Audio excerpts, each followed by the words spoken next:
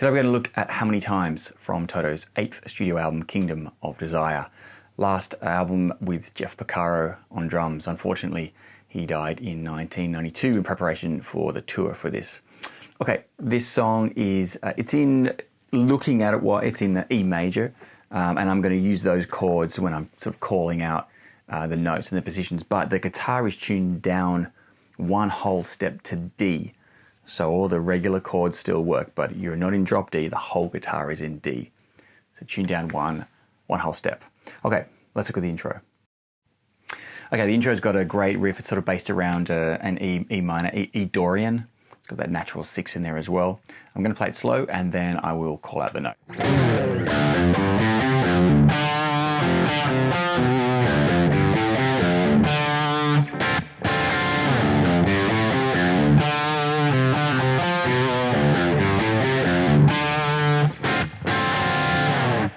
Okay, starts with a bottom E string open, hits the G on the 3rd fret, and then the open A string, followed by B, D, 2nd fret, 5th fret on the A string. Then we're going to do a slight bend on that G, pull off, then hit the octave E, 2nd fret D string,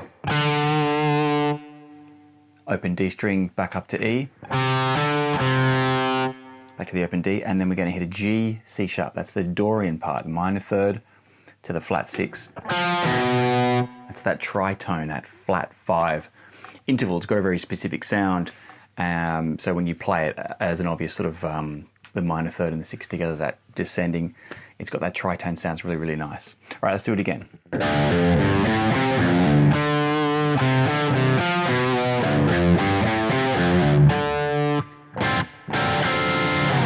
Okay, so the second time round, you're going to hit E7 sharp 9 with a quick stab, quick staccato stab, and then hit it twice with a down up. Okay, and that is 7, 6, 7, 8, E7 sharp 9, aka the Jimi Hendrix chord. All right, that's the intro. Let's look at the verse. Okay, so moving into the verse, I'm going to roll the volume down a little bit, just a little bit, down to maybe 8 or so, on the same sound that I was using on the original. Just take some of that distortion off and brings a bit more clarity there with the chords that he's playing.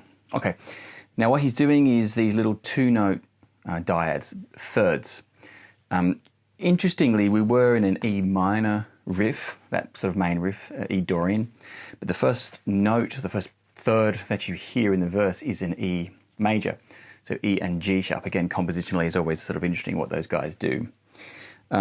Okay, so we're going to play thirds, E major, E and G sharp, on the 9th fret, G and B strings. And we're going to basically move down, I suppose you'd be thinking the E Mixolydian mode in terms of thirds.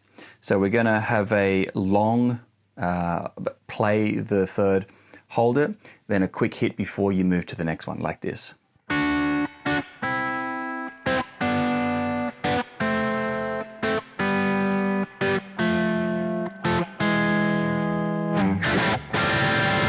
Full volume up before you hit that last chord, moving into to that main riff again. Okay, so those notes, 9 and 9 on G and B, that's an E major 3rd, E and G sharp, okay? Again, hit it long, hold it, and then a quick hit before you move down, and you're going to move down to 7, 7, which is D and F sharp. Then you're going to be moving to 6 and 5, which is C sharp and E, or C sharp minor. Move that down 2 frets, B and D.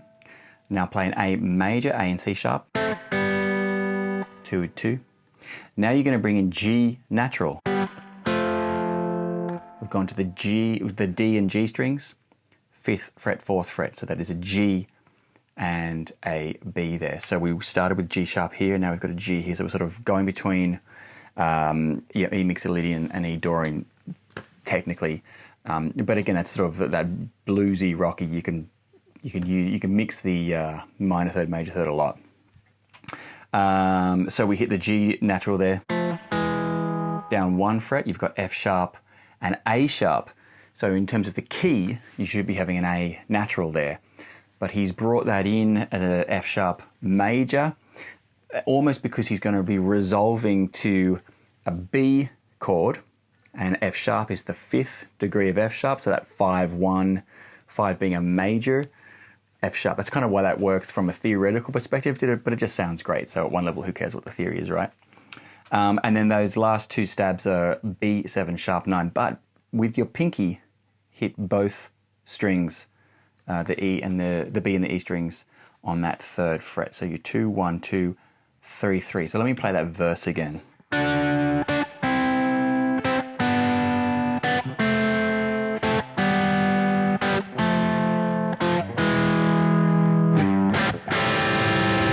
Then they're back to that main riff. Okay, it does the verse again, then we go into the pre-chorus. Let's take a look at that. Okay, pre-chorus, we're going to, I suppose, a 4 chord, A7. We've been in E, going to the 4 chord, which is very, very common, but it's A7, and then we're going to go up to C7. So again, C7 is an unusual sound. We haven't had C yet, whether you're in an E Mixolydian or an E Dorian. We haven't had C yet. So again, it sounds great though.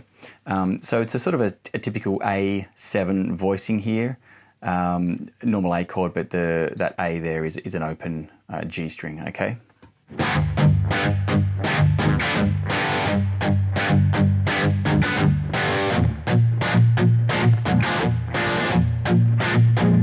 Okay, so it's A7 to C7. Then we have a descending bass run.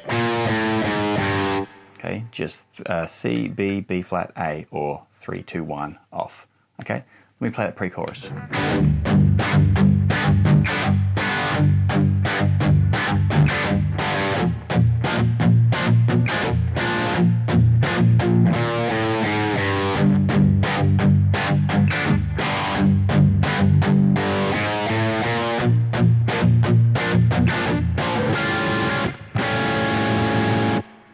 Okay, so let's go through that again. Palm muting on the A. Okay, watch that right hand, I suppose, pattern. Okay, do it again slowly. Watch the right hand.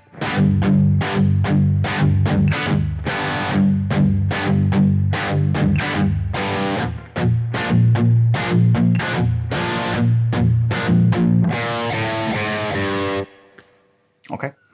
Now that last chord there, when I came up here, is a B7 sharp 5. Okay, why? Because we're going to the chorus, which is in E minor, and B is again that 5th degree. We talked about that before, that 5-1 cadence.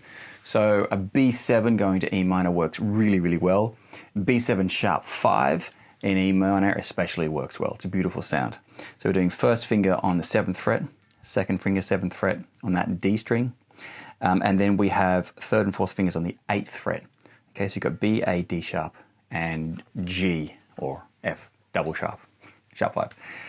So let me just play that that pre-chorus one more time.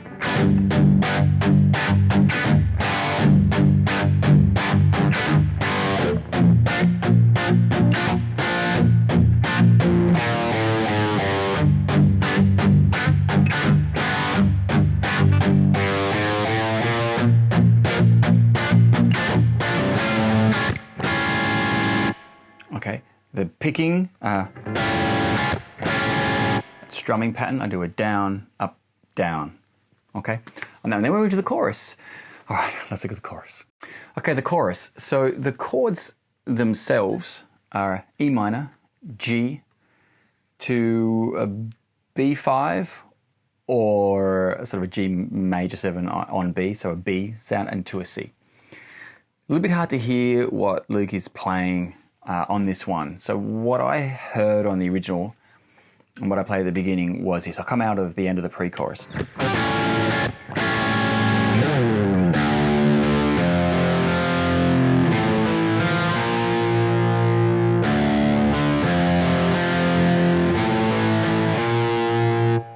Okay, so I'm just hitting the bottom E and then just the octave E. And then into the G, I'm just hitting the bottom G, and then open D and G strings. Then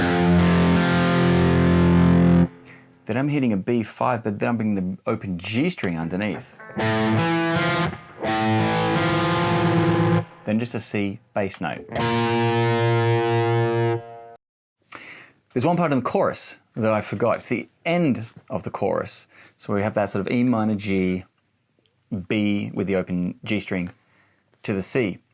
And at the end of that, right before they go, for the first time they go back to the main riff, they do a 4 and 7. So it's an A major chord in first inversion, you can think of it, and then they go to a B major in first inversion. Theoretically, that's chord 4 and chord 5, resolving to the main riff, which is in E minor, so it makes perfect sense. So let me do the last part of that pre-chorus, of the chorus, and then I'll do the end of the chorus coming back into the main riff, okay?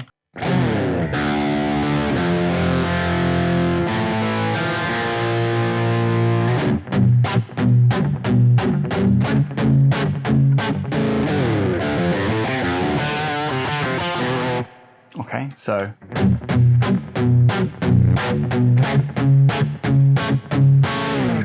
okay, 4 and 7.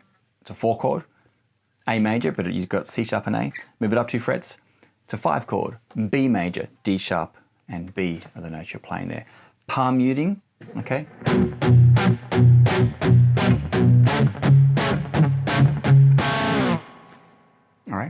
All right, that's the chorus.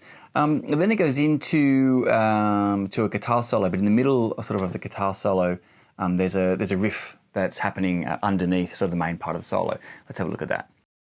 All right, that riff again, you're thinking E Dorian, but these chromatic notes that are in this are really, really common. It's sort of that flat 5, so 4, flat 5, 5, and then same thing with the flat 7, major 7, 1, I suppose. Adding chromaticism there is really, really common. So we're looking at 5, 5, 6, 7, 5, 6, 7, okay?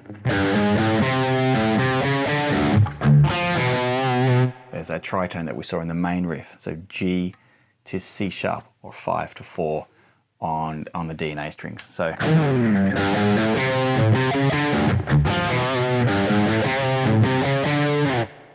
all right, I'll do it again slowly.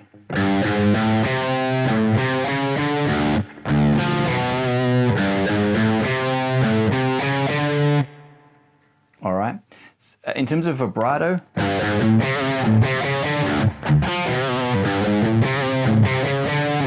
okay, add it on the D there and then on the C sharp as well.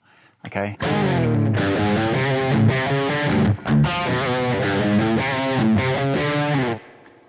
And that's it. There are all the parts. Not looking at the solo today. If you're interested in breaking down the solo, leave a comment and I can look at that. Otherwise, good luck with that one. How many times from Kingdom of Desire? Good luck. See you next time.